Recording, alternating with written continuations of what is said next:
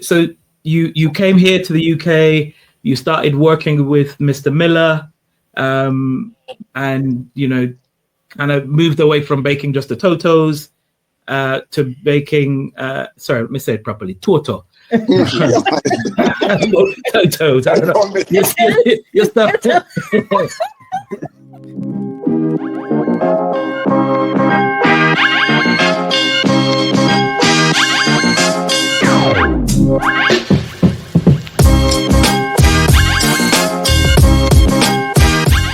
So welcome to another episode of Pitch Black Magazine.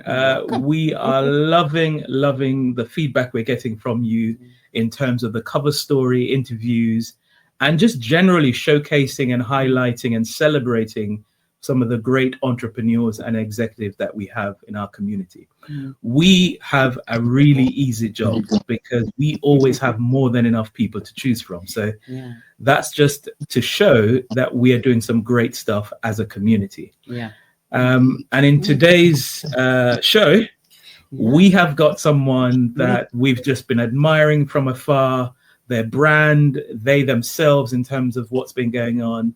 So with us today, we have Mr. Mike Williams and Mr. Paul Williams from Flake Bake. You probably know them as Aldi's next best thing. They are currently Aldi's best thing, currently. So welcome to Mike and Paul. How are you both? I'm doing good. Hi. All right. Colin, thanks for having me. Thanks for having me. Judy, we're very, very good. Thanks. It's interesting that I think we first reached out to you a year and a half ago. So the fact that we're here a year and a half later after doing so many things, and we've met in person quite a few times, it's really nice to know that we're actually sitting down and having this interview. So thanks for having us. Absolutely. Yeah. And I think the first time we met Mike was at the London Chamber of Commerce, I think it was. Yes, the Chamber of Commerce. One of and you were just sharing. You were just sharing some stuff that I don't even think necessarily the Aldi's next big thing was in play or even happened. Nothing had happened yet. No. Yeah. But I remember your enthusiasm. I remember, you just saying, "Hey, I'm here to learn," and I loved that attitude. And here you are, the student turned the teacher. The teacher's with us today. well, the original teacher, of course, is Mr. Paul Williams. So listen, let's go right back to the beginning. Paul, I know currently you're sat in New York, and so you've become a little bit of a global traveler. So tell us how it all started. Okay. Well, it all started from an early age in Jamaica, everything just straightforward, nothing extra, just natural truth. And my mom always in the kitchen, bake a little torta, bake a little pudding, and dukuno. So I'm saying to you, but I'm always interested in the torta. Okay. And torta, if just for people who aren't sure, is that the actually I'm going to put myself in trouble now if I get it wrong. Is it the coconut pone or pudding? No, the torta, you can make with the coconut trash inside of it. A lot of people put it in, so we call it torta. I don't know other name for it. Okay. The pudding, you have the caramel pudding, and you have the torta, and you have the dukuno. So I just focus on the torta, and that's what it all started. Okay. So you started baking, and just what happened then? Well, I started baking and sell to my local friends in the community and family, and so and from there, get the opportunity to come to England, and that's where it started. Because what happened, my cousin Trevor Miller, he did a bakery called Sunsplash Bakery. So when I get there, I remember that. I with him, and then I learned to use the big oven and start to bake other products like the bread, the bun, the bulla, patties, pork bread and stuff. So I'm saying to you, and that's where it all started. Actually, do you remember Sunsplash Bakery? Sunsplash is they were an institution. In fact, I remember, I think, if I'm not mistaken, they were one of the first Caribbean bakery products that made it into the supermarkets. In Sainsbury, you're right. You're so right. Yeah. In Sainsbury, yeah. Wow. So you might not be able to tell, but I was actually born in Birmingham. So Sunsplash. No, I think you're thinking of Sunrise. Am I right? There's a Sunrise in Birmingham and Sunsplash that used to be in London. Yes, but Sunsplash Bakery, Trevor Miller, is the first black bakery to get into Sainsbury. Yeah. I used to bake at that time as well. Okay. I've not seen it in Asda. Yeah. No. Sunrise is now is definitely based in Birmingham. But Mr. Williams is talking about Yeah, and that was that early 90s, right, Dad? So that was from the early 90s. So at that time, none of the other West Indian bakeries you could have even dreamed of having like a contract supplying hardware bread. But as I know, as I was told, Sunsplash was definitely one of the first, because he's even won awards for this, right, Dad? Yes, absolutely. Yeah. No, I definitely remember Sunsplash. And so you came here to the UK. You started working with Mr. Miller, and kind of moved away from baking just the Totos to baking. Sorry, let me say it properly. Toto. Totos. I don't know. You start with the Toto and they putting them, and then not pudding. I only used to be the Toto, not pudding. My mom used to. Okay. So I just focus on the Toto. All right. So when you came here, you then started baking bread and them thing there? Yes, bun, bulla. I learned with Trevor and my cousin, and that's now, know more stuff, the patties, everything. So I was just a baker in the bakery. I was the person who made the stuff. They might just focus on the oven. Okay. Mm-hmm. Okay. So I can make the flatbread and the long bread and then something and roll the bun as well. But my job was baking. Yeah. Like the mongoose bread and them ones. All of them bread. Maybe anything make bread. That's my job. Jeez. And who run up with one whole duckling? This is a dangerous interview to do, having not had anything to eat, because now my belly are grown. Okay. So that happened, and then unfortunately, due to market conditions and stuff, Sunsplash closed. Yes. And then what happened? Well, I was doing buy and selling. Like I used to go to New York and buy stuff like some trainers and table and stuff, and started a thing till I ended up with a shop in Peckham Market. Okay, good. So I was doing things after that and stuff, but I did not know. I didn't see this one coming that I would end up have a bakery. Okay. And maybe I didn't say this to a lot of people, but how it all started with the bakery. There was a friend of mine. He had some money and he wanted to invest it. So I said, listen, because I'm a baker, they want me to go up front. So I went to Peckham High Street and look at a building, but it was an empty shell. Okay. I think them said they want $27,000, 27,000 pounds a year. And we were saying that too expensive because there was nothing in there. It was an empty shell. So if we're we have to put in all the fixtures and we take it. Yeah. And then we leave it. So when I was going back to Bellenden Road, a friend of mine said to me, Sunsplash Bakery, because Sunsplash sell its business on 170 Bellenden Road. Okay. So a friend of mine, but it was closed. That's North London, isn't it? If I remember correctly. No. It's in Peckham. 150 Bellenden Road, yes. Near Desmond, near where the Mac Desmond play. Okay. Desmond, right. So a friend of mine said to me, why you don't ask Tony? Because a guy named Tony did have that bakery now. Sunsplash Original Bakery. And then give it name New Sunsplash. So he said to me, why don't check Tony about leasing his bakery? Because it's closed at the minute, but it have everything in it already. It have the whole of everything is there because it's a bakery. Okay. So that's how it all started. That's me have a bakery. So I called Tony and I didn't tell him that I want his bakery to lease or him because I don't want to know that his friend tell me that it's closed. So I just tell him, listen, I would like to go in some bakery business, And straight away he said to me, can lease my place, man, because it's closed. And I said, okay. And that was it. Wow. That was it. So I'm saying I get the place to lease. And when I started, I used to buy patty from Tony. I didn't know nothing about patty. I can bake, but I couldn't make patty. So I used to buy patty from Tony in Seven Sisters from here. And somebody said to me one day, okay, you have bakery and I buy patty. So also bake your own patty. That's what I'm saying to you. And that's how it all started. That's how it all started. We started to try to think, getting a man come and look up now. So that's how it really started, brother. Wow. And I love it. I what love year it. was this? Mike, was it 2008? Yeah, so we got the premises in 2008, and 2008, and I think it was the following year when we started the patty. We started the patties by the following year, 2009. We stopped buying the patties from Tony, and I was just working in the shop after college and on the weekends. But at the time, we were doing everything else: bread, bun, bulla, turtle, everything. Loads of pastry, banana cake, carrot cake, drops. Torto as well. Can't forget that. Torto. Yeah, Dad loved this torto. We were selling everything as well. It was also a Caribbean takeaway, so that's probably one of the most important things. Okay.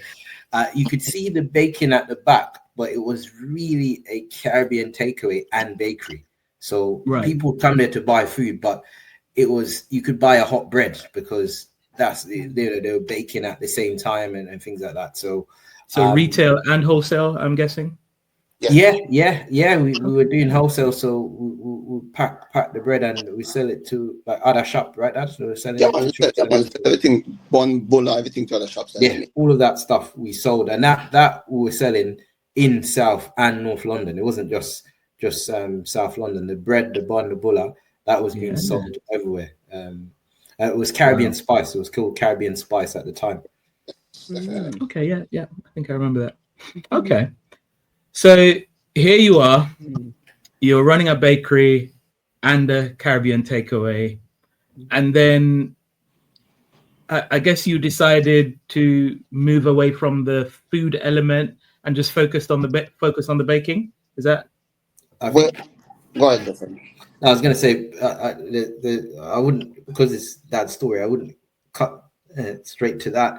That ended up having about 3 or 4 Caribbean takeaways within that time. Oh wow! Okay. Because after that, Mike, we have open a jerk center by Peckham station. Yeah. Wow. And then that was doing well. And then you had East Street. You had a little spot in East Street as well. That wasn't doing well. So we wasn't as busy now. And then we get the shop in Brixton. So we actually sell the jerk center and take the shop in Brixton. It was a bigger space and what have you. So I'm saying to you.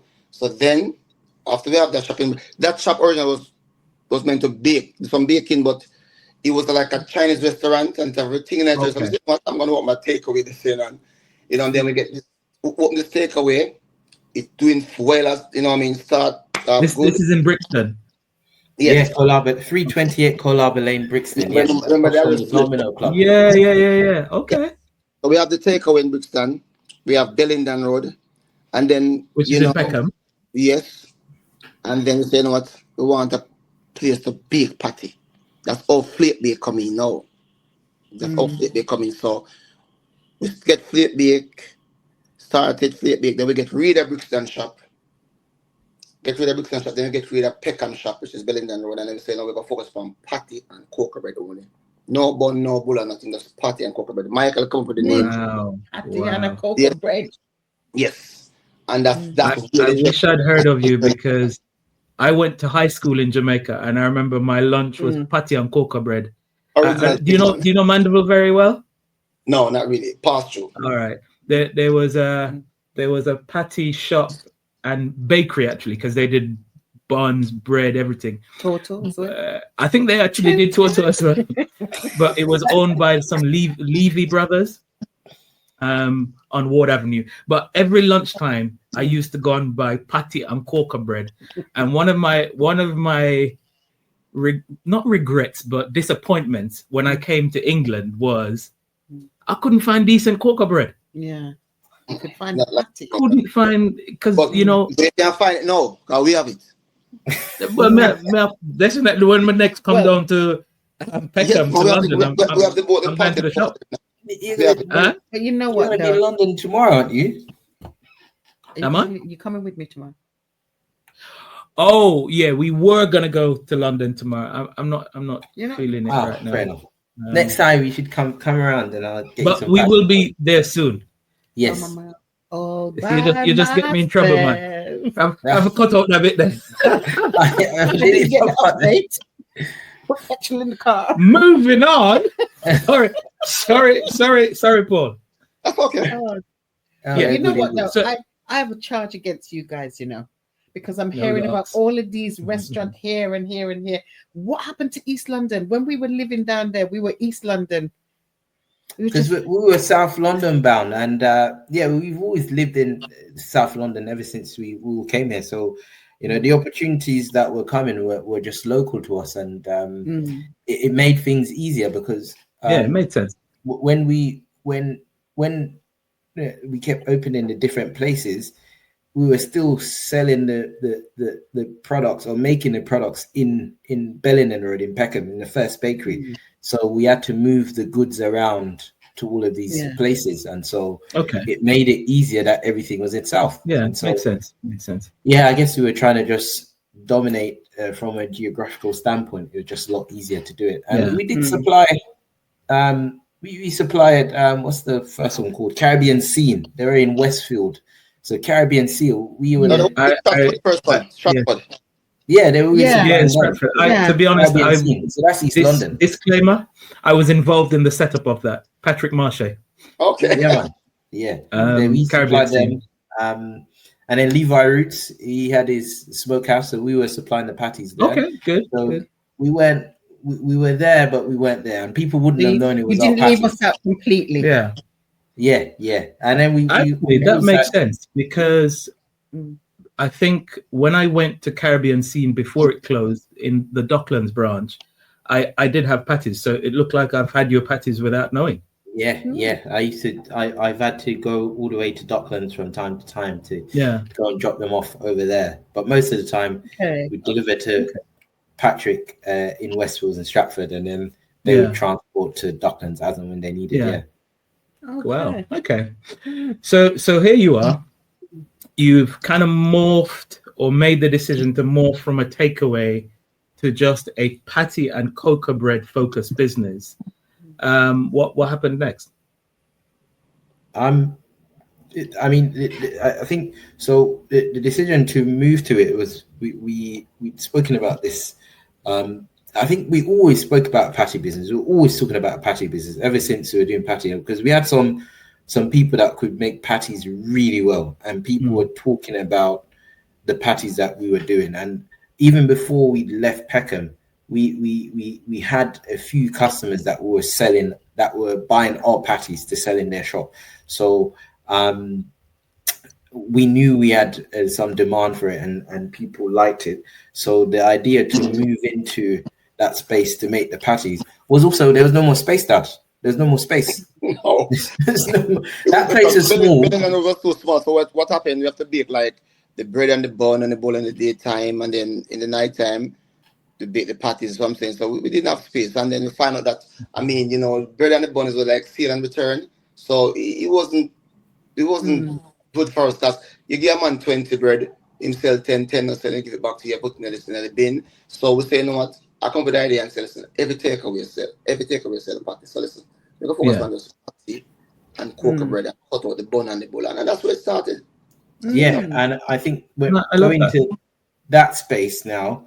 It was easy to focus on the patties because we knew that the patty was almost paying for the bread, because our dad said, people bought 20 bread, the next week they only send 10, they give you 10 back. And so the patty, that wasn't a sale and return business. So when we went into that space, the idea was just get more Caribbean takeaways to buy the patties, and that's what we did. So we had the driver, he had the leaflets, and he was handing them out. So we had some flyers and leaflets. Dad at the time did a little jingle on the radio, because dad's a little DJ, in case you never know. Dad did a little jingle and he put it on the radio, and I think he got what was the actor's name? The Charles Tambrin. Yes, what's his name? Charles and Lovina Brown. Lovina Brown. So the actors, Charles Tomlin. That's my cousin. Really? Yeah. Uncle Charles. Yeah. He does a lot of plays down in Catford and South London as a whole. Yeah, so he even did the jingles and stuff because we're just promoting locally. So that's how we promoted, and we'd give the drivers samples, and I guess Dad knew a lot of people, so people knew if they needed patties, they'd contact him as well.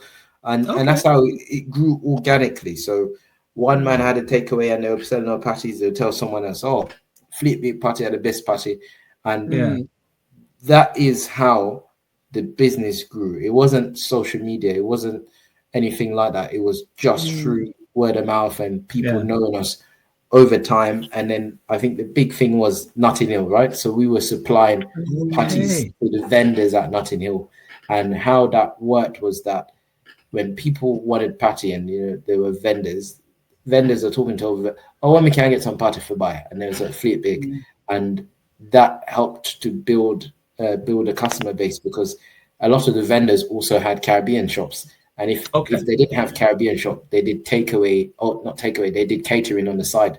So that gave us another customer base from the point of view that the business was seasonal. So in the summer, you had the summer customers that did the festivals, the events, Notting Hill Carnival, Bristol Carnival, all these different places, Leeds, and they would come out in the summer, and they, people that did their weddings and all that kind of stuff, they would come out summertime. And so we'd have that customer base. And then, when they went there, you had kids in schools and the kids went to the Caribbean takeaways. So the summer customers really, and it's still the case today, when the school's out and the kids at home and people are not going to the takeaways to buy patties, they stock up and in the supermarkets, they leave the kids at home.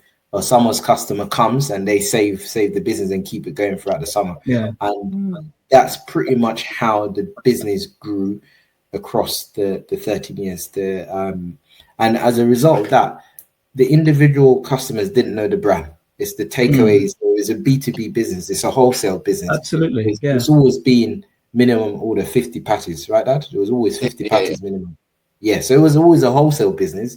But I guess with my dad's teaching, you never turn a customer down. So even if someone came and wanted 20 patty, 10 patty, you still sold it to them. But we are a wholesale business. But because we never really passed business, like my dad said, I think over the years, individual customers got to know us, and if people had a birthday party, like I said, wedding, funeral, whatever the event was, we would be selling patties to them, and that's how we grew gradually over the 12, 13 years.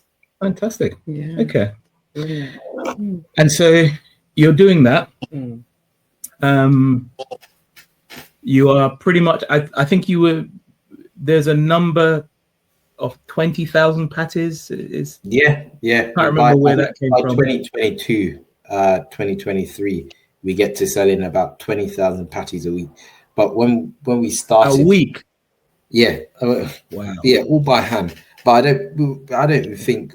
Well, the man that when we started, the man that come be 1 or 2 days maybe. So we're probably selling a few hundred patty a week, and we just start the email belling and road. Yeah, it's a couple of hundred, and then Dad got his first good customer in Brixton. I won't mention any names, but we had a good customer in Brixton before we went into Flake Bake, and it was at that time when we really started baking more patties. So we had probably a couple of good customers.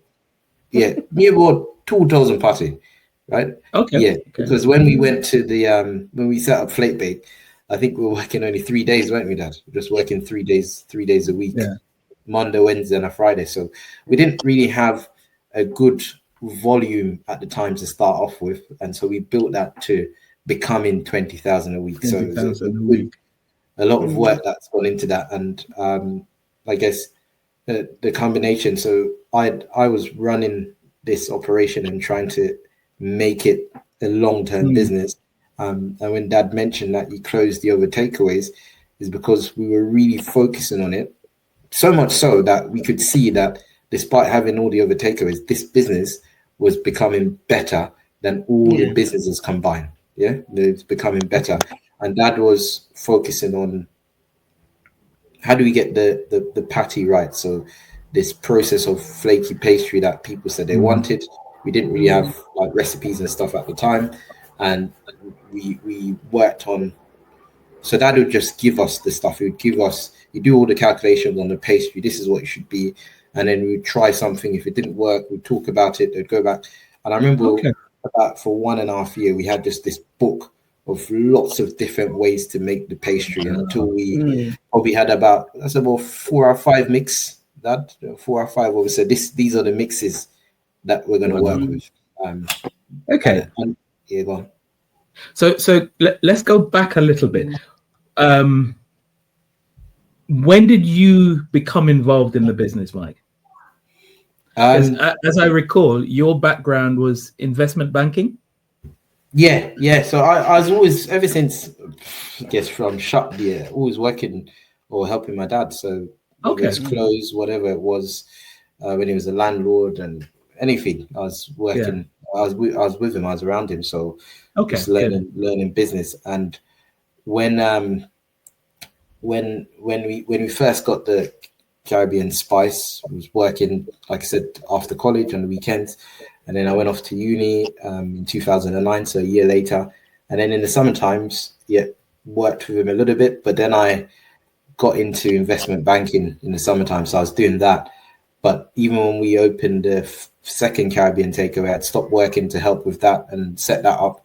But when we were talking about Flake Bake now, setting up this patty business, I decided that I'd finish uni and then come and run that, because it was gonna, Dad had the takeaways. He couldn't have possibly ran takeaways and a factory, and so I was like, okay, we'll come and run that and try and make that a success. So that Flake Bake was 2012 when Dad got the building, and I went off to do a master's, so he was still setting that up and getting the building ready. And it wasn't until 2013 now when I finished my master's, when I came in full time now, and there was someone working there at the time when we set up. And then when I left uni fully my master's in 2013, I was in there every day and then running that. And Dad was still baking and everything, because he'd come from across the Peckham Peckham shop, and then we were both there. He was baking and everything, and we were doing deliveries, all everything that was needed to make the business work. When you start a new business, you have to do everything. So even though we had to do what you got to do. And I'm thinking, in terms of baking, that's some early mornings and some late nights. Mostly early mornings. So I'd push to bring the business to a space where we're doing early morning production. So even nowadays, the first person still comes in around 4:30. But that's people making the product. Baking often started later in the day, because it's a good few hours that goes into the preparation before you start baking. But that's how the business was split ever since, and it kind of carried on like that.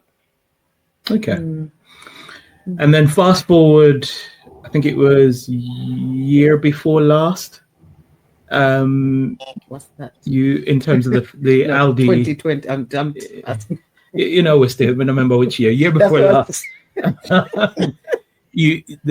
whole Aldi's next best thing came on your radar. How did that happen? And what state was the business in there? Everything happened so fast. It was only last year. It wasn't that long ago. Wow. Everything was last year, yeah. No way, just last year. Yeah, it's just happened really fast. But it's 2024, April 2024, the Aldi TV show came out.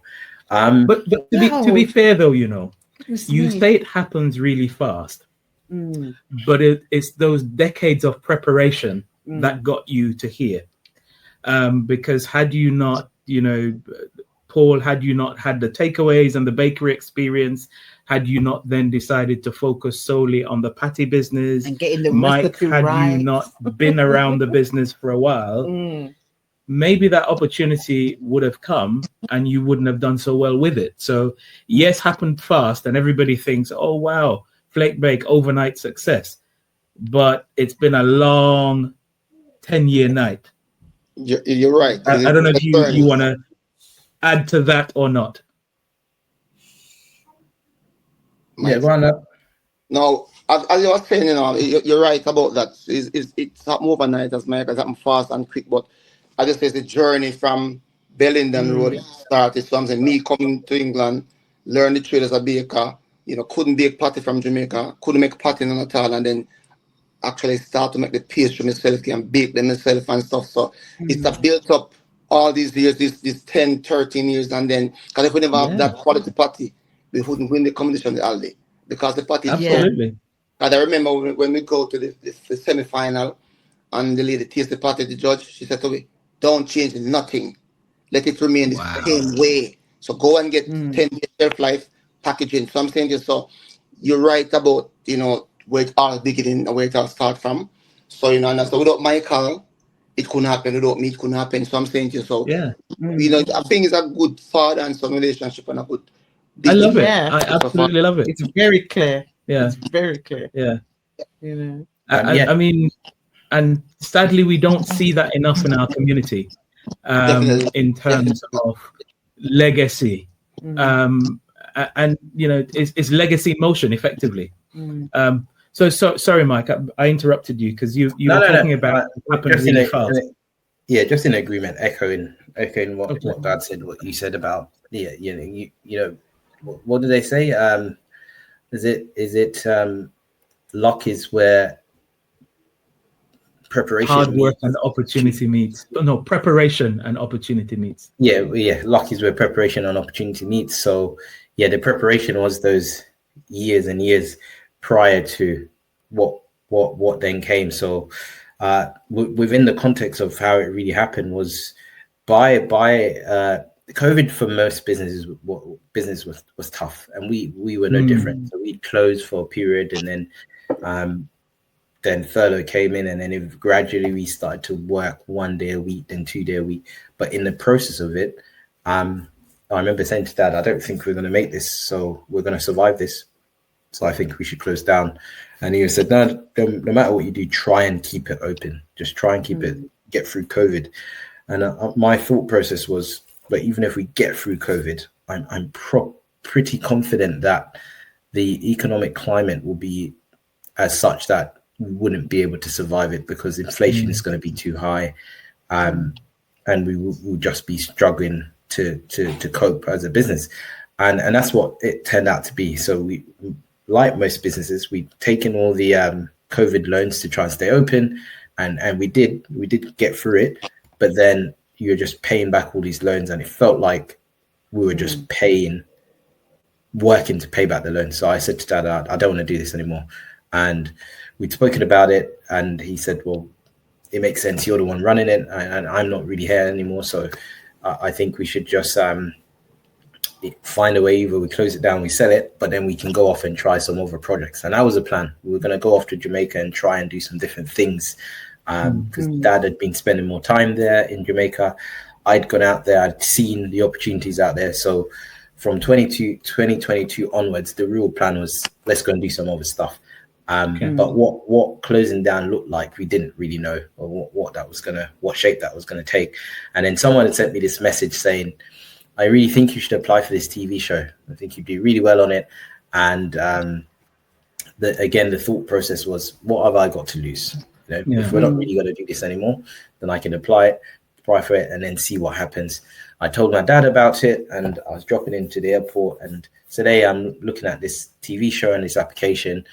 And I even when he was leaving the car, I was like, oh, don't forget to apply for that something there. Then goes off to Jamaica, and he still reminded me to, remember if I apply for this thing. And none of us really knew what it was, but I told him about this TV show thing, and there's this idea that we could get someone else to make the product on our behalf.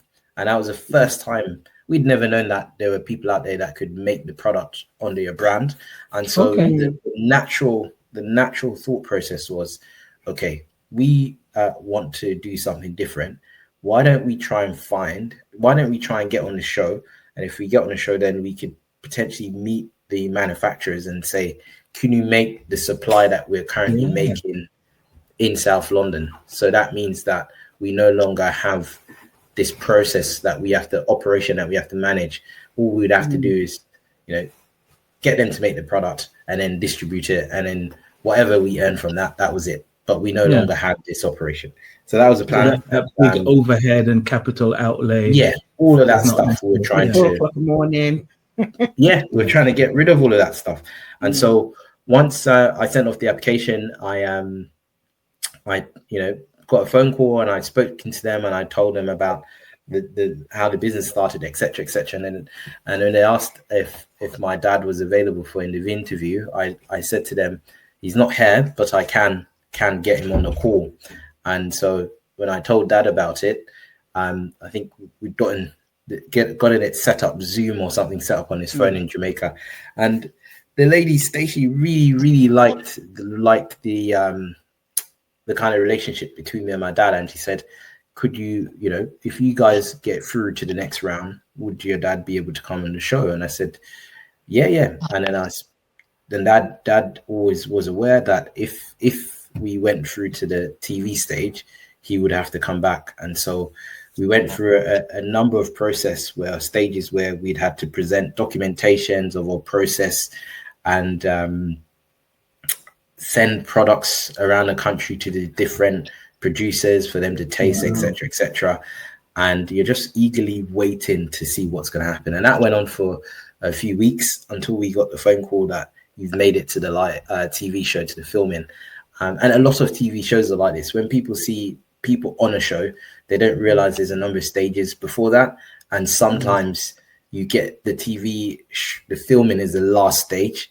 And so there's a lot of effort that goes up to that part of it.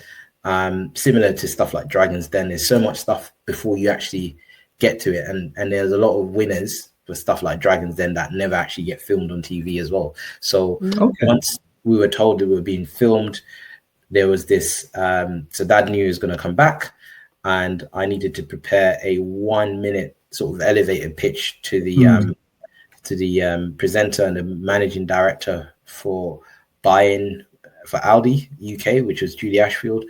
And we still didn't really know what. She's the commercial director now, isn't she? Yep, she's been promoted. But we didn't really know what this was going to be like. We'd never really done any major filming before.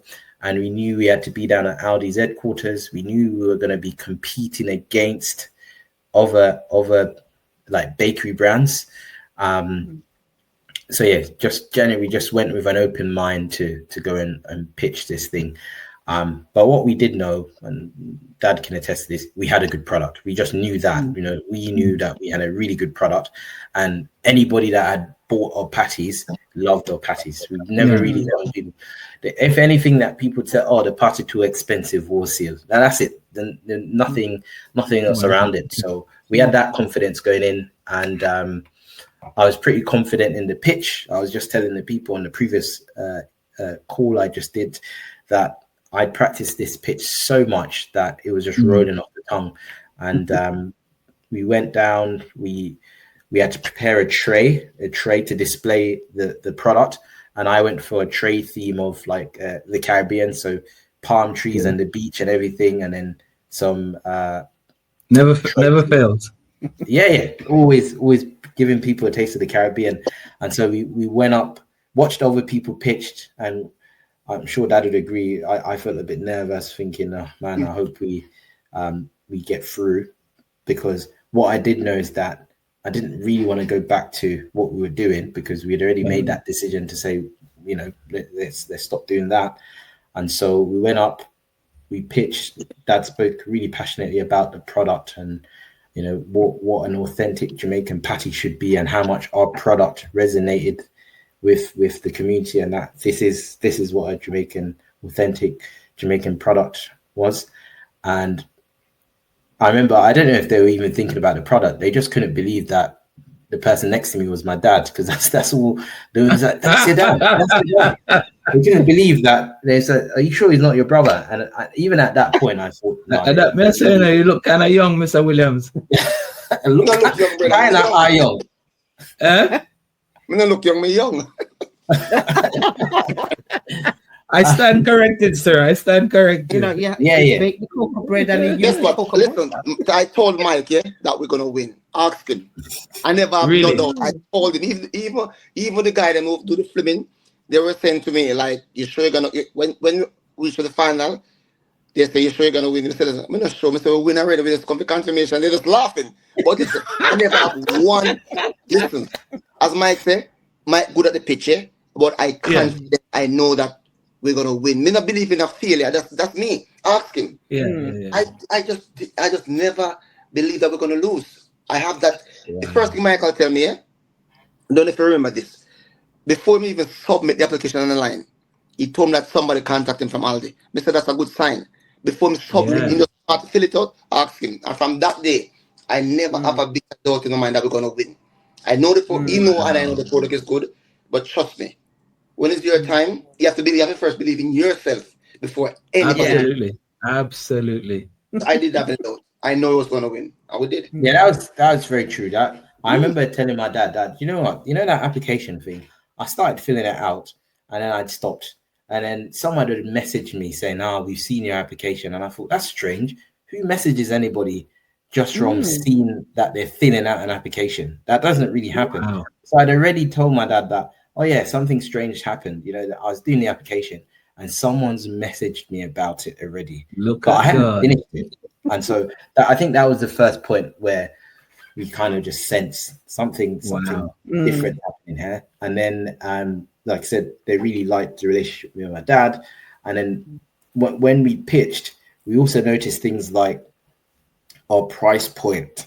You know, we were selling patties wholesale at the time for about 120, and we knew that patties in the supermarkets were being sold at about anything between £1 and 120, and these were handmade ones being sold at this price wholesale. So we thought, well, if someone was going to make this on mass, surely the price point can come down in line for Aldi. Whereas other people, they had their products and they were wholesaling them for £3 and they were pitching to Aldi. So I think me and my dad would be like touching each other saying, they can't win because, you know, Aldi's not going to buy a product for £3. And even if they won, how much is Aldi going to bring that down to? About £2. Yeah. This is not the right price point. So because it's TV, but at the end of the day, it's about business. Yeah, definitely. So we were confident that we had a good product. The price point was good and it matched what Aldi probably were looking for. But more importantly, we knew they didn't sell Jamaican patties. That was probably no competition. So how could they not choose the product? But yet I was still nervous. But Dad, being a true Jamaican, whenever he was doing the little side interviews, we'll win, man, we're definitely. And I was like, love it. So he was full of confidence. And when they said, so when you go to film, of the 5 or 6 people that pitch, they select 2 that go forward to the final. And when they selected us, I mean, that moment where you see that pause, and I always think they do it for the purpose of TV. I didn't realize that they do it in real life. So the 2 finalists are, and it's just quiet. And I was just thinking, Jesus Christ, I thought this was only on TV. That's mean. That's so mean. I'm saying, please, God. And I know my dad had went during the break and the deliberation, he must have went out to pray about 4 or 5 times. So see it there. I was just holding my breath. But they called our names and said we were in the finals. We were really thankful. But like Dad said, the woman said, Julie Ashfield said, don't change anything about the product. Just go and get your shelf life improved. And we only had about 5 days. She said you needed 10. And she said you need to get shelf ready packaging. So packaging that was going to sit on Aldi shelves. Prior to this, all we had were boxes that we sold our patties in wholesale to kitchens and takeaways. So we didn't have any individual wrapper. And so, that's what we went off to do. So over the next couple of months, filming continued. So they would come down to the finalist premises. So they were filming the other finalists and they came down to us and they filmed our premises. And then in that time, what we thought was going to happen is that they introduced us to the manufacturer, and they said, you don't really get introduced to a manufacturer unless you win. So the year before, they did introduce the finalists to a manufacturer in preparation. If any one of them won, then they would go straight into production. Whereas now they change the format. Okay. So the only way I was really going to meet a manufacturer is if we had won. So it then changed the impetus of what I needed to do. So it wasn't just going on the show, hopefully meet a manufacturer. Now we need to win it to meet the manufacturer. You need to win. And within that time, I think that the key moment was within where you need to win because Paul win already. Dad said we won. But what really happened was, apart from we worked on the product, so we got a food scientist to help us work on the shelf life. You mentioned about putting natural garlic in instead of garlic powder, and that should help with the shelf life. But we'd also improve off processing how we made the product and how we cooked the filling over the years. And so all of that combined meant that when we sent the product to the lab, we had gotten 12 days, which the minimum that Julie actually required was 10 days. So we'd made that progress. And then I had my uncle Levar, who my mom's brother, he was a marketing exec. So he'd worked in marketing or works in marketing, and I'd worked with him to develop or packaging, and it looked really well. And so when Aldi had called to check in how we were getting on, we told him, we've done everything, we've got it, and we just needed to wait for the finals. And one of the key things that happened, as I was going to mention, was that a local competitor who had been around since 1990, I think it was First Choice Bakers, they were closing down. And I remember thinking and talking to my dad, but if First Choice is going to close down, and they were like the biggest bakery in South London at this point, we can't close down. That makes no sense, because all the people that they were supplying, they're going to need patties, etc. And because the market is still there, isn't it? Yeah, still there. They were closing down for one reason or the other, and I was thinking, but we're not only are we local to them, so we probably shouldn't be closing down and probably try and get some of their customers. We're also going to be on TV, so more people should know about us. And so we attempted to get the building, that didn't work out, or equipment, none of that worked out. But my next thing was try and get the customers. So I got their biggest customer, and once I'd secured their biggest customer, it really meant that I needed to really consider what I was about to do, which was to close down. So I spoke to my dad about it, spoke to my wife about it, and I made the decision that actually we're not going to close down. I'm going to try and scale the business, which I didn't even really know what that meant, but it just meant that I can't do anything that we were planning on doing anymore, because the business needed to be bigger. And we go back, we pitch, we win the show. My dad gives them a little bit of his DJ experience and does a little song for them. Everyone's happy. And then I remember saying to my dad that Julie Ashiel said to me on the side, we just needed a product with longevity. And so I said to Dad, and my dad told me, actually, he said, son, this is not going to be just a one-off listing, because it was just a special buy. That was the price. You go on the show, they like your product, you win, then just like the products from the previous year, you go on the shelf, and once it's gone, it's gone. So it's a special buy, normally lasts for about 10 days. Done, gone. And then they film it again the following year. New product comes out. They do it. And if you do well, maybe in a few years' time, if you scale up properly, then they'll take your product. They'll come back. But I told my dad what Julie Ashfield said about longevity. And then once again, my dad said, son, it's definitely not going to be a special buy. It will stay. The product's going to stay. It's going to stay. And so we went off after that. And the next part was, how do we get the manufacturer to make our product? Okay. So Aldi teams us up with a manufacturer, and then we're working with them, trying to get them to understand all the nuances of how we make a Jamaican patty. But we're making it by hand. It's large volume, so big machinery. And to put it into context, we've got a 2,000 square feet building. They've got a 5-acre building, like in size.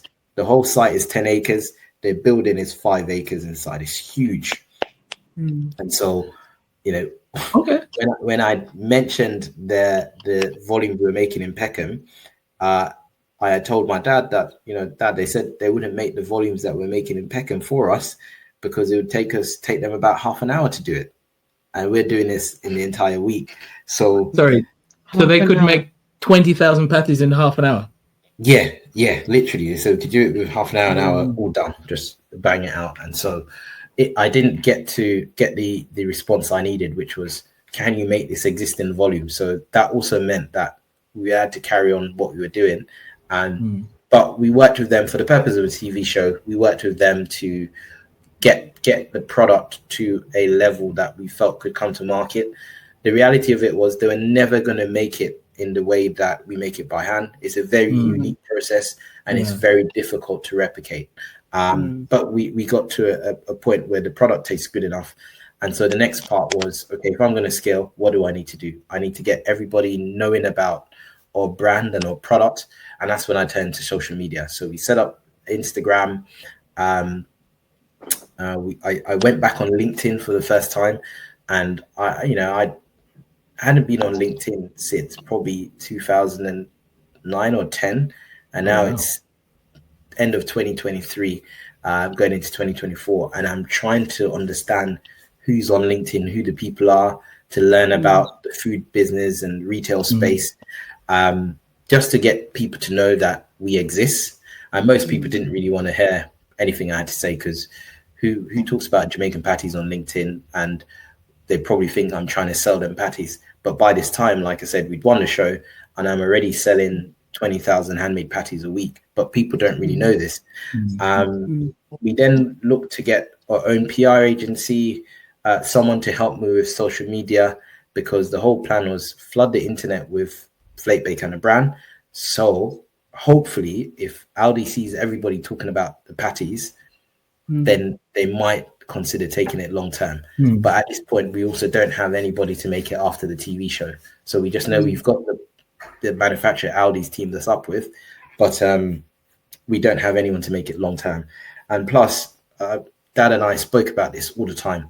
If the product does well, what if other people start to reach out to us? What do we do? Because we won't be able to make the volumes or anything like that, and we're just a localized business. So that was one of our concerns. So I got a consultant that was helping me trying to find a manufacturer, and I think we had about 30 odd manufacturers on the list, including some of the existing Jamaican patty manufacturers, and no one could make it how we either could make it how we wanted, or they'll all say no. The bigger manufacturers, they're saying, well, you don't have any customers, so we can't say yes to anything that you don't have any customers. Go and find a retailer. We didn't have any retailers saying yes. And as far as we know Aldi were going to do it for the TV show, but Aldi said, not yet. We're just going to see how it goes. So we had nothing concrete, but I was just trying to prepare myself in case things had gone well. And so we were a bit disappointed, my dad and I, because we were thinking, if this thing does well, we have nobody to make it apart from our handmade process. So we're going into the show kind of excited, coming up to April 2024, because that's when the show is going to air. But we know that if it does really well, we have nothing to back it up with. So my last kind of thing was to use influencers. So I use an influencer called Eating with Todd. So we used one first called Afia Fenton, Dining on Date Night. She'd come. She was the first person to introduce social media to her patties. And I remember we gained 1,000 followers from that. And going from no followers to 1,000, it was a lot. Then a week before the TV show comes out, we use Eating with Todd. He comes, he does the video, and he posts it on the 1st of April. And within 4 days, we have 2 million views. And so that's when it felt like everyone was talking about Flake Bake. And then we just had queues outside the bakery in Peckham, just queues of people, which we hadn't really seen. We're not a B2C business, we're B2B. And I remember my dad calling me saying, Dad, my son, you're going to need more staff.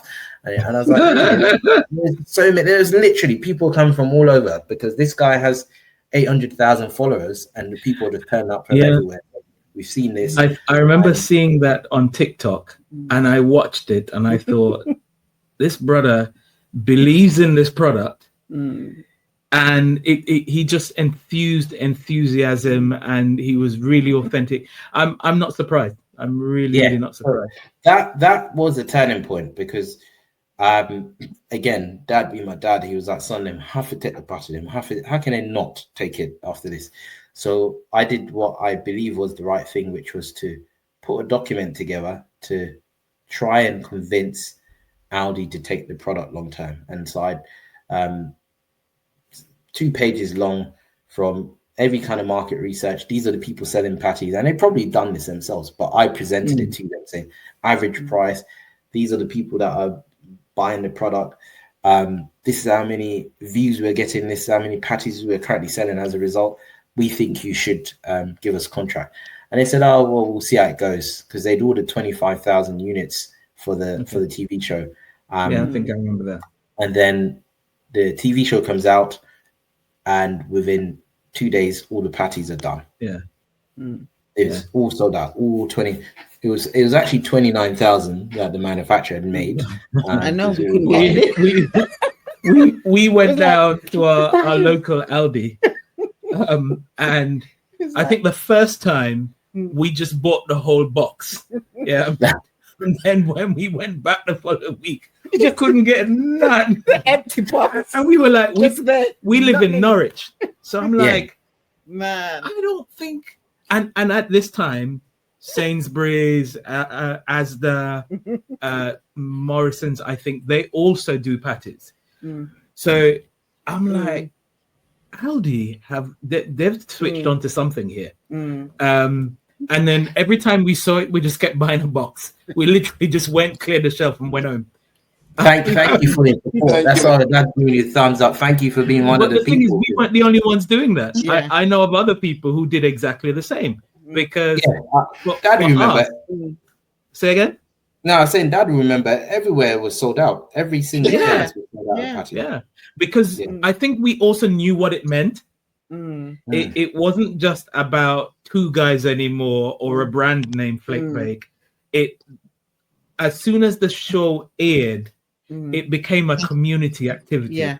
Because we know what it meant to have that on the shelf. Yeah. And then when we went into Aldi, as we do, we'll be like, oh yeah, patty. So it wasn't just us. We know of many people who did exactly the same thing. Yeah. I think that's what was happening, because I mean, people are even calling you, right, Dad, asking you about the patties because they couldn't get it. You probably be every day. So listen, we're going to Aldi, we can't get it. We're gonna come back, and it's like we don't know what to say, because like it was crazy. Trust me, I've never seen it. Trust me, never seen it before. Well, I was happy, I was proud, I was grateful. You know what I mean? I know my things.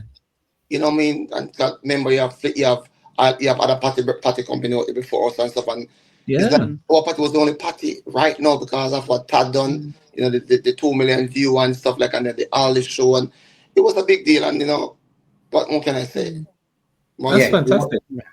It was a moment in time, because of all the time patties had been around, there was never any talk that patties are selling out. You know, like you said, they were. I'm telling you, you could have gotten them in any other retailer, but people just wanted the one that everyone was talking about. And for that point in time, everybody was talking about this patty, and it then led to Aldi coming back a week later and said, "We're going to buy 100,000."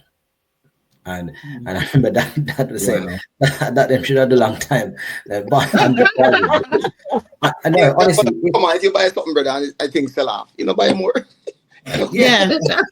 Come on, sense, did it? You know? Yeah, and plus they'd already seen that there was this demand that was building up outside of the TV show, because I was trying to just stick true to my word that I need to flood the place with the brand and patties that they can't ignore us.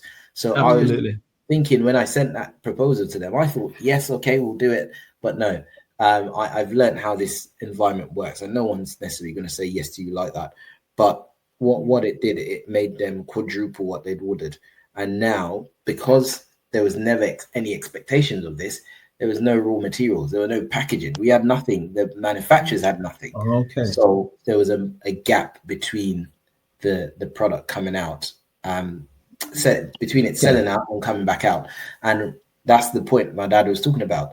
So between those 4 weeks, people were calling the factory constantly. You know, forget people turning up, the phones wouldn't stop ringing, because everyone wants to know where can we get these patties that we saw or we heard about? Because, like you said, the community had galvanized and started going and telling everyone, but it only lasted 2 days on the shelf. So imagine people hearing about this a week later and rushing to Aldi and then, oh, I'm going to send a patty. It's not available. And then so we're having to post about it.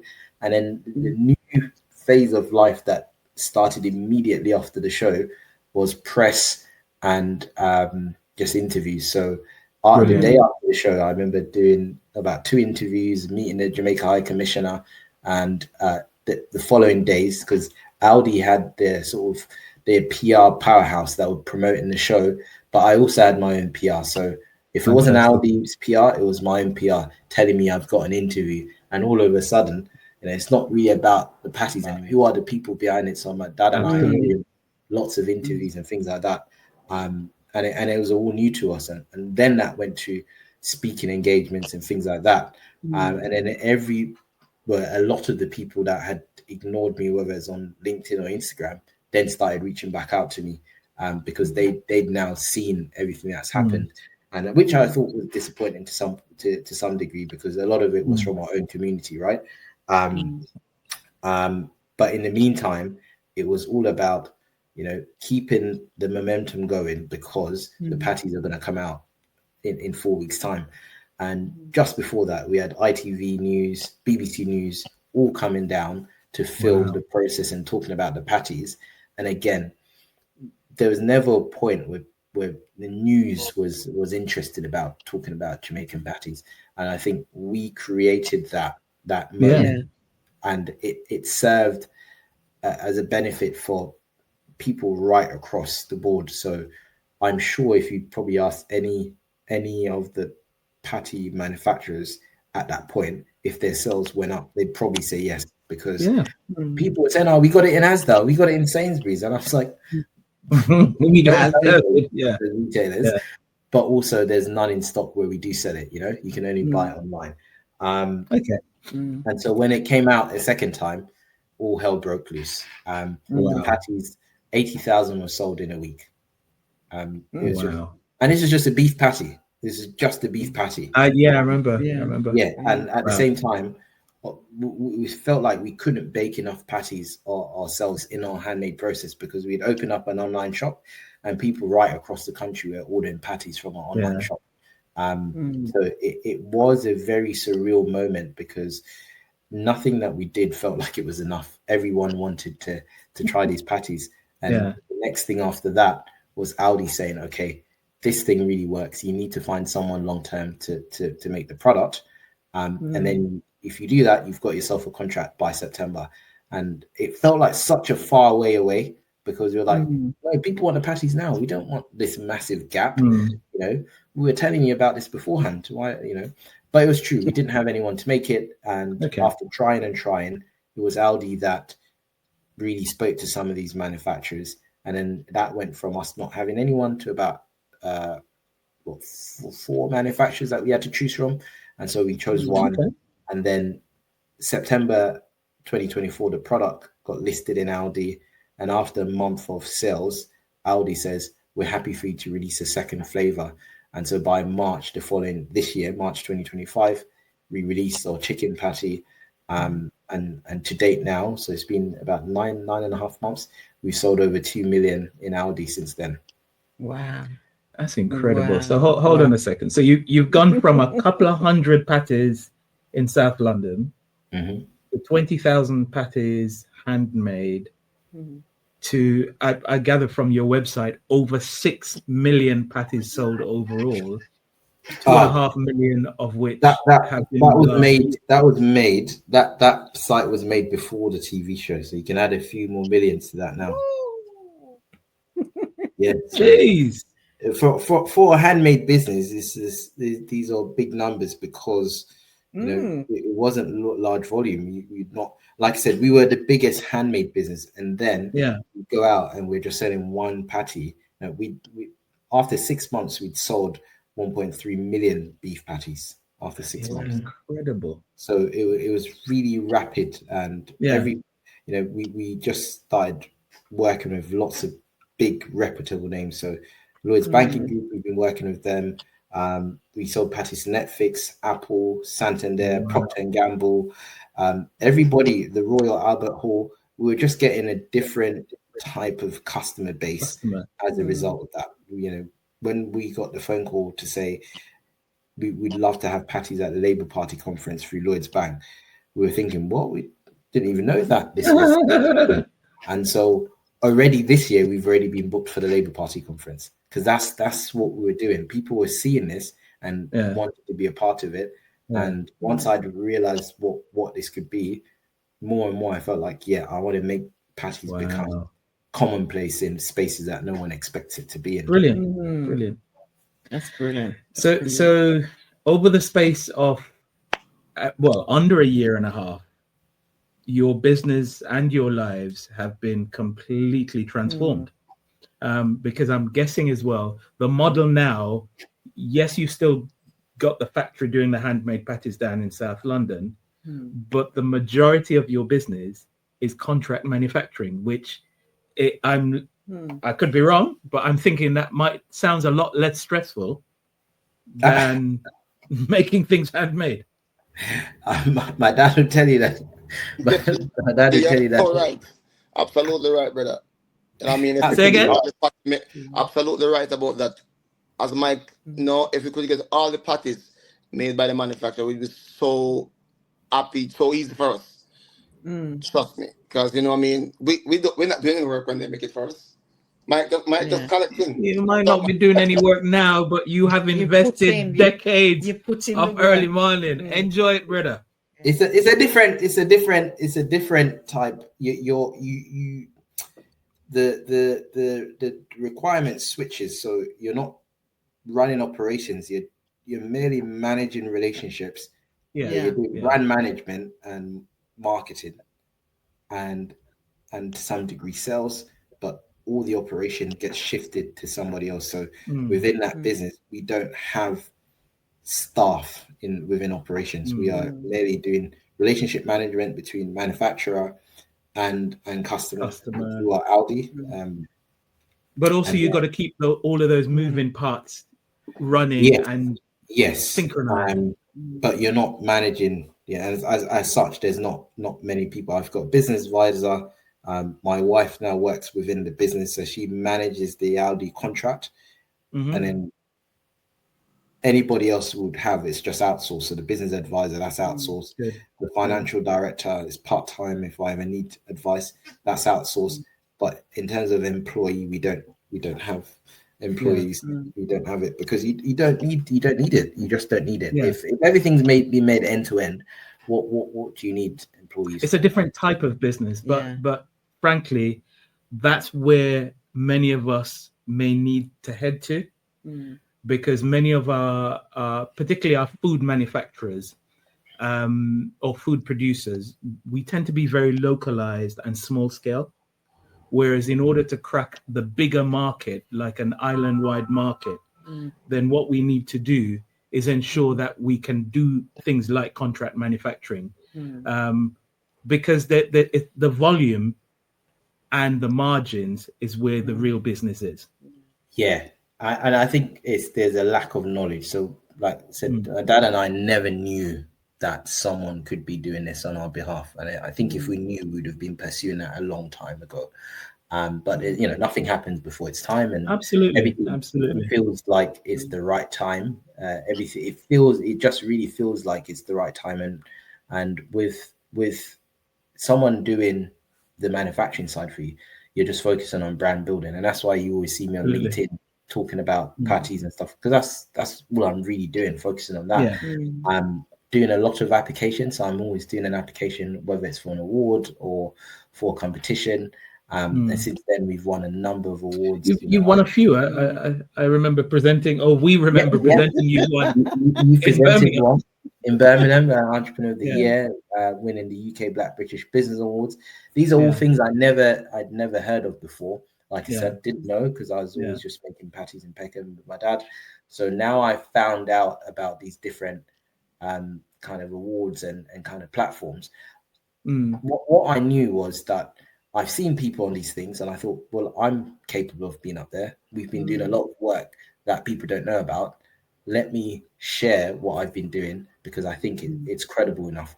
And we were winning. There's not one competition that we entered that we weren't finalist in. And I'm not talking about just the sort of Black Community Awards. We were applying for Lloyd's, for Barclays. And we were in the finals for these national awards. We were always in the finals, and we're competing, and we're seeing brands like Persil or whatever in our category. Exactly. We're big companies, but we're making it to the finals because people really love our story and what we've done. And so we knew that we were doing something quite special. And I think now the biggest win post the Aldi competition has been another Channel 4 and Lloyd's win, which is the Black Business Initiative, Black in Business Initiative, of course, where we've won £150,000. I saw that the other day. Well done. Thank you, because winning that, I think that really helps to solidify what we've done to date in terms of we've been making these patties for the last 13 years in Peckham. We've brought it nationally, and that's, there's other patty brands out there, but never has there been a time when you can say, there's a Jamaican patty advert on TV, and I think on my post on LinkedIn, I was saying it's been 77 years since Windrush came and arrived. All these Caribbean people, their hopes, their dreams, their recipes that they've brought home from back home. And even though they're faced with hostility, they still persevered and they continued. Never in their wildest dream could they have imagined that one day a patty advert was going to be on British television. Absolutely. Our brand has been able to do that. And that's something my dad and I are really, really proud of. And Dad's been the star of that advert, and we really enjoyed making it. But it feels like it's for the community because I think that's important. Yes, it's clearly a great personal and professional achievement for yourself and Paul, but at the same time it feels like a community event. And I remember the other day we were both at the UK Black Business Entrepreneurs Conference. Yes. And the only picture I wanted to do, there were lots of other people there, the only picture I wanted to do was with the two Patty Kings. So on the one hand, you had sorry, I'm trying to remember his name. Wade Lynn from Cleon Foods. And on the other side, you had Mike Williams from Flake Bake. And I was like, because very often in our community, we do one and done. And I think this feels like something different. It's a community of brands that solid brands. Patties now are everywhere. And that's brilliant because we, once upon a time I had to explain what a patty was. No, it's not a pasty.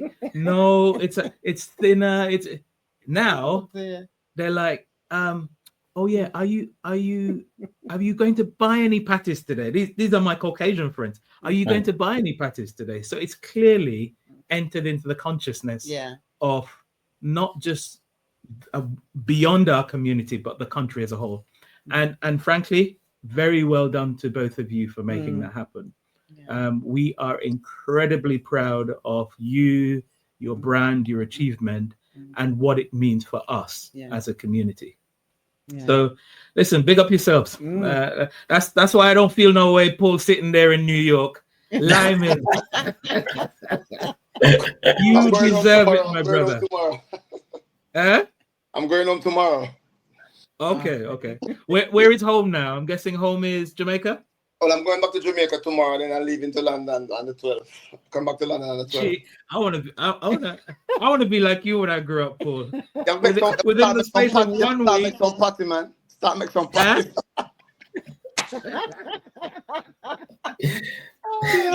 Wow, well done, man. We're so proud of you, and we're pleased that you're able to do that now, because of all the hard work you've invested. So listen, before we go though, we want to, what's next? You are currently selling literally millions of patties now across the country. What's next? We've heard of Aldi's next big thing, but what's Flake Bake's next big thing? Yeah, we're working on some products that we can't talk about, but we're good. I think the market's gonna love them. We're trying to move away from conventionality and do different, because we don't. Jamaica, they don't like to follow people. They like to do our own thing.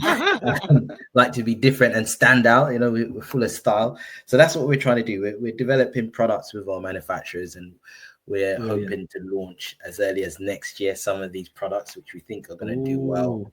And yeah, of course, you naturally people expect to see you in other retail spaces, but we also know that Aldi is one of the largest retailers in the world. They've got 12,000 stores. So we're working with them to see how far can we really take this. Can we take this into other countries and things like that? Because they have big presence in Europe, so we know that, and so we're thinking about that. And I think they're even in America now, aren't they? They've got 3,000 stores in America. Yeah, they do. They have 3,000 stores in America. So let's see how far we can go with our new product development. I saw one in Bronx the other day as well. I was in Bronx the other day. I saw one in the Bronx. Yeah. You never go in? No. You should have go in, man. You're right. Wow. But yeah, that we're trying to spread, educate people about Jamaican cuisine and patties, of course. And I'm also supporting the community. So we started doing some work in Jamaica, supporting schools in Jamaica last November. So after Hurricane Beryl, the south of the island is quite damaged. So we went out to Jamaica and donated some water tanks to a few schools, 3 schools down in St. Elizabeth. And after seeing the children and speaking to the teachers as well, we thought, no, we have to do more than just so one-off. And so we're working on setting up a charity/foundation to support more schools in Jamaica, because it's all about patties with a purpose. You're absolutely. My dad and I came from the island. I came a lot younger than my dad came, but we all went to school there. I went to school there, and how difficult it is for people to find some lunch money, some taxi fare, all of that kind of thing. And so we want to try and help those people, because there might be another set of entrepreneurs like me and my dad out there, and we need to try and foster that. So what better way of giving back to the country that brought us, Jamaican patties and has made us who we are. And at the same time, we support the locals. So my kids go to school here, so we support the local schools whenever they have events on. We provide patties and stuff like that. But there's also a charity called Peckham, the Brixton Community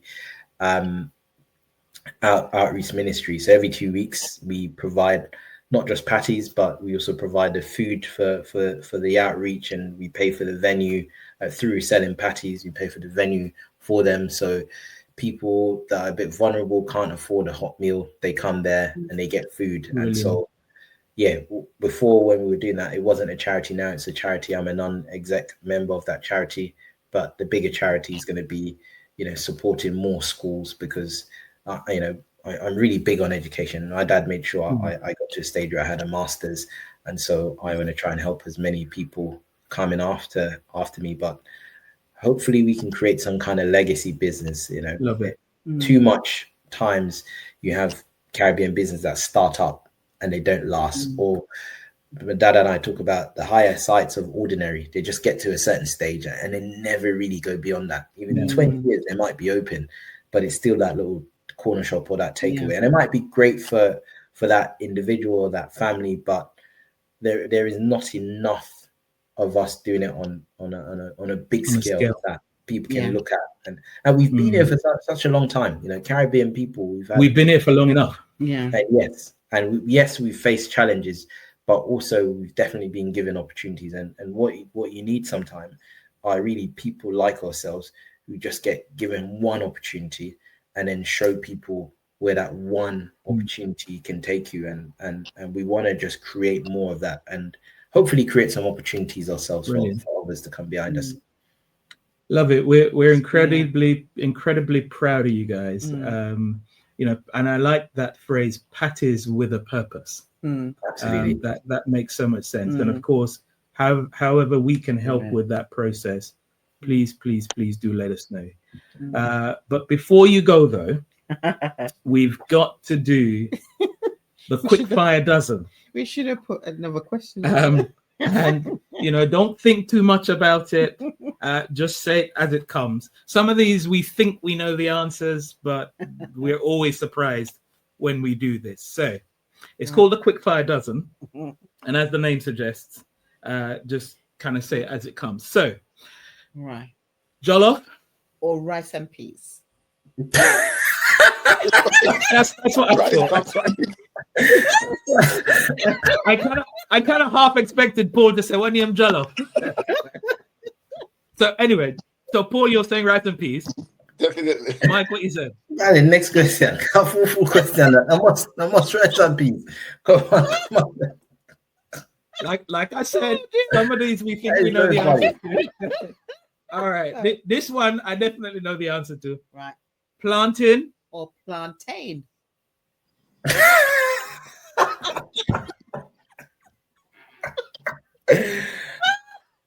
No, it's not planting, and it's not planting. I just planting. Well, there you go. There's a third option. Planting. Okay. What are you saying, Paul? What are you saying? Planting. Yeah, planting. Oh dear. All right. Okay. Slightly varied now, I think. All right. Beach holiday or city break. I'm a beach holiday, and you heard him. He's in New York. I don't think my dad is one for the beach. No, I'm not a beach person. So you get what I find really strange. I can't People who come from Jamaica don't like the beach. By the beach. So I'm saying. Say again. Huh? What did you say? I can't swim. Like I try to avoid the beach. I go to the beach, but I'm not gonna go out there and I ride no wave and something. It's not my style. So. You know how many Jamaicans I know who can't swim? Mm-hmm. And I remember my dad. He used to go to the beach with us, fully clothed, shirt, trousers, long trousers, and he say, "All right, I'm gonna go on the beach now." And he take off his socks, roll up his trousers, walk along the beach, his foot go in the water, and then he walks back and said, "That's it, I'm done." But he still went to the beach. He went to the beach because he go in the water. He put in the water. Only in Jamaica. Okay, so Mike, you're a beach holiday guy. Paul, you're a city break guy. City break, New York City. All break. right. Okay. Cash flow or capital appreciation. Michael. It's an interesting one. I guess my dad's always invested in property, so he's always been a capital appreciation person. My dad loves the idea. Ever since I was young, he's always taught us about the importance of saving. It doesn't matter how much you work, if I don't save, I don't say it. Dad's going to be capital appreciation. I would say it's the same with me because the lessons have come from him. But as a person that's been running the business and even gone into large volumes where big orders are coming in and you're making big payouts and stuff, cash flow is absolutely essential. Yeah. So I'm going to give Dad the capital appreciation, and I'm going to take cash flow because I need it on a day-to-day. Okay. Yeah. Good. I'm just glad that we had the question where they didn't laugh after us. It's fun. Okay.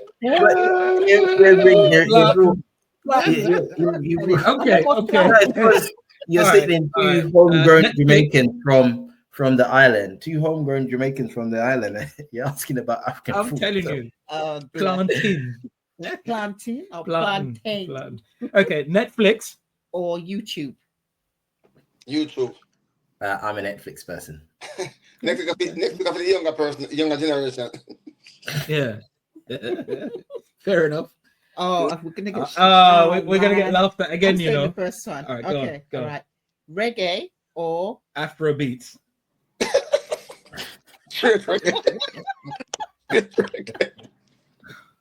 Oh dear. I probably assume with this. Well, I'm just natural and straight, man. Straight reggae, brother. Reggae, okay. I'm gonna have to be them nice, not get me wrong, But reggae originally.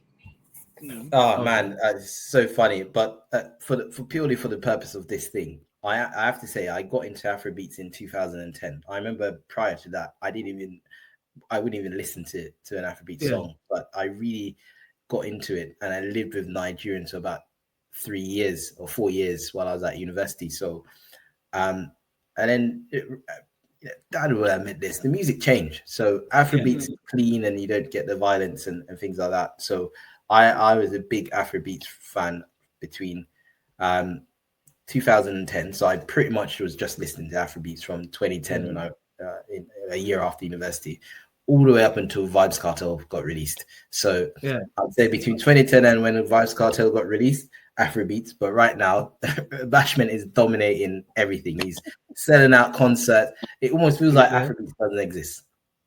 Okay. Right. Good answer. Good answer. Okay, so listening to music or listening to a podcast. Music. Music, man. Yeah, man, that But I was like, music, man. What kind of question that? I love music, man. I don't play it in my car. I always play music in my car. Yeah. Yeah. Okay. All right. Okay, this is one of my favorite ones. So, dark chocolate or milk chocolate. Yeah, milk chocolate. Definitely milk. Okay. Dark chocolate is bitter. Well, I like dark chocolate, not dark one. You know what I mean? I like chocolate caramel, and it's not. I don't eat the dark one, but I don't eat the milk chocolate still. But you know, if it's too black, no, not get that. But yeah, because the very dark chocolate is very bitter. Yeah. Good for you, though. Yeah. Deal with your blood pressure, you know.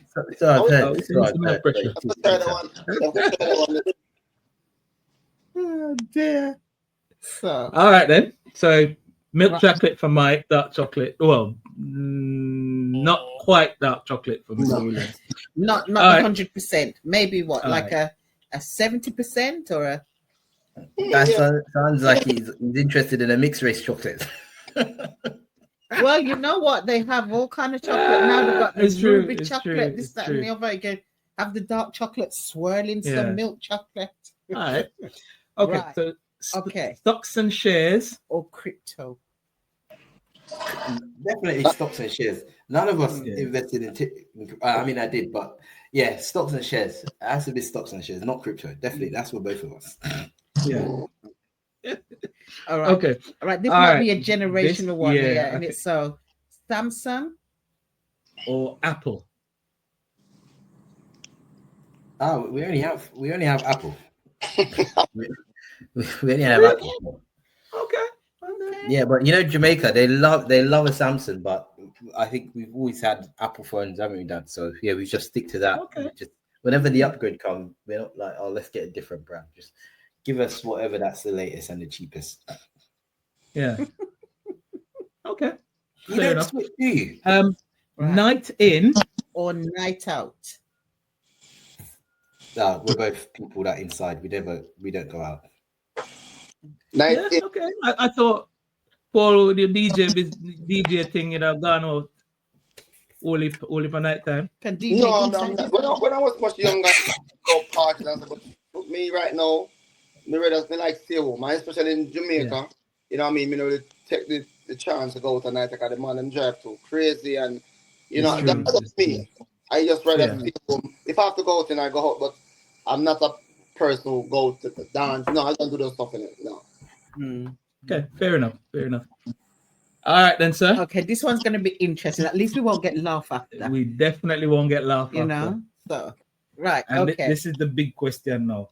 Colin's Big question. big question. Okay. Massive. Oxtail or curry goat? Not me. I only eat chicken and fish. I don't eat only chicken and fish I eat for a long time now. Curry chicken. No goat, no oxtail, no beef, nothing. Just chicken and fish. Not even cold food? No. I'm a health conscious person. I cut out the meat thing for a long while now. And stuff like that. Yeah, look at me. I'm 55. It's true. You see, that man say, look, boy, me did try it one time, you know. brother. Even The last vegan night I went never out lasts. from salmon and it was The vegan man that eat chicken. And you know what? You know why it never lasts? Because I couldn't find no Flake Bake vegan flavor. I'm only eat chicken and No, me have to eat beef and long chicken. time. I mean, I miss the still and curry goat and that. I miss it, God no. Wow. No, I miss none of it. So we should have had a question. Curry chicken or escoggish? Yeah. Well, thank God. What you saying, man? For that chicken, You have to choose the question. for that chicken and chicken, and for that fish, no matter what color it want, if a curry or brown stew. You want me to So just chicken and fish? Just chicken Okay. and fish and vegetable, yes. Listen to me, Judy. I am here to see Okay, the then. So question. if you had to choose, Paul, between jerk chicken and curry chicken, which one would you go for? Well, I mean, the two like the curry, to be honest. Honestly, I like curry, because I'm saying anybody can cook curry. So I'm saying curry can run the belly if you're not cooking. So. And then to my man, do I make a teeth whitening and something? I don't want to tear on the teeth, because I love myself. Yeah, man, so I kind of don't eat tea, but I'm not a fan of it. Hey, Judy, thank God you don't invite my dad to your house. You wouldn't know what to cook. No, that's easy. We give him an apron. No. Rub two patty. Chickpeas. Oh dear. Especially you travel the world and stuff, some country going on, you don't know what is what. So you can't figure out chicken and you can't figure out fish, but you still meet them. Once them skin them, you can't figure out how So me just enough. Of course, come on. You must know fish. We have been schooled. I love that though, because now in my head I'm thinking there's turkey teeth and now there's Aldi teeth. Wow. What you saying, Mike? What you saying? Oh dear. Curry goat or oxtail? Thank God I'm here to save the question. I mean, I'm everything.